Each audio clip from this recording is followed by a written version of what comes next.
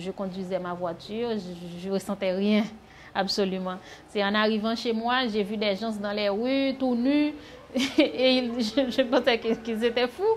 Je me suis dit, mais qu'est-ce que vous avez? Qu'est-ce que vous faites dans les rues sans habits?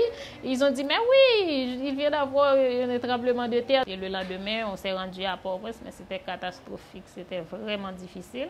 Mais à l'hôpital, on recevait des gens très graves, en mauvaises conditions. Donc, on a passé 2 mois et demi à prendre soin de ces gens.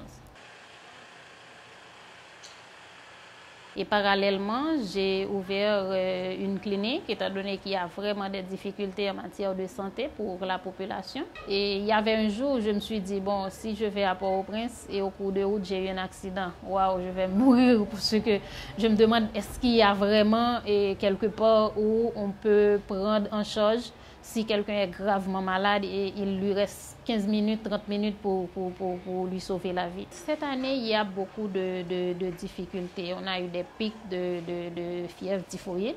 Et récemment, malgré qu'on commence avec la sensibilisation des gens, mais il y a eu beaucoup de cas de typhoïde, il y a eu des fièvres de chikungunya.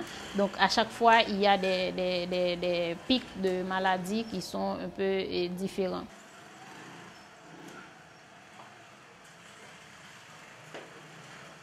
C'est pour ça que je me suis dit, je vais commencer petit, mais mon rêve, vraiment, c'est d'avoir un hôpital qui peut soigner, quelle que soit l'urgence, quelle que soit la situation où se trouve le patient.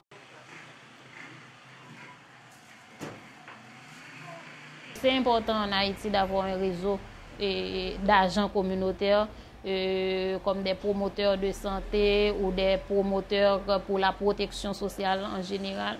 Comme ça, parce qu'il y a des zones qui sont tellement reculées et il y a des familles qui sont tellement dispersées.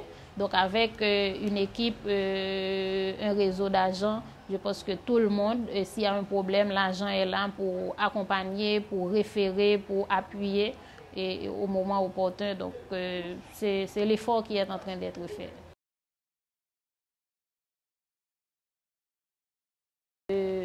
C'est que la population ait plus d'accès aux soins de santé, que le système de santé pense vraiment à la pérennité, parce qu'on a certaines fois le système de santé qu'on a, les aides et qu'on reçoit, ça passe à travers les ONG, les organisations, et c'est un petit projet de 2 ans, un petit projet de 5 ans, et après les 5 ans, on recommence. Donc, c'est de voir comment le système de santé peut être soutenable et durable, pérenne pour le pays.